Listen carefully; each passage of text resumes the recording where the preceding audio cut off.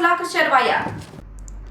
ભુજમાં બેંકના cache counter પાસે ઉભેલા વડીલના રૂપિયા 1.50 લાખ શેરવી લેવાતા પોલીસ મથકે ફરિયાદ નોંધાવવામાં આવી છે।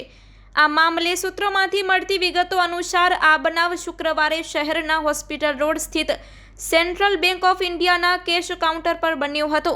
અહીં નિવૃત્ત 63 વર્ષીય વડીલની ડિસ્પોઝલ બેગમાં કાપો મારી રોકડા રૂપિયા 1.50 લાખ શેરવી લીધા હતા।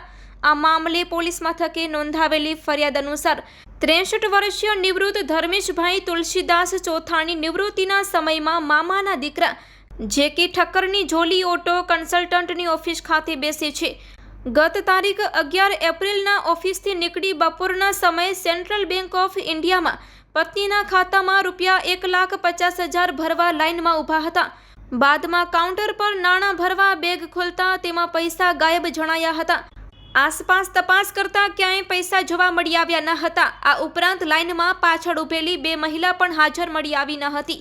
ફરિયાદીએ પરત ઓફિસે જઈ તપાસ કરતા બેગમાં બ્લેડ જેવી વસ્તુથી બેગ કપાયેલી જોવામાં આવી હતી। આ મામલે પોલીસ મથકે ફરિયાદ નોંધાવવામાં આવતા પોલીસે આગળની વધુ તપાસ આરંભી છે।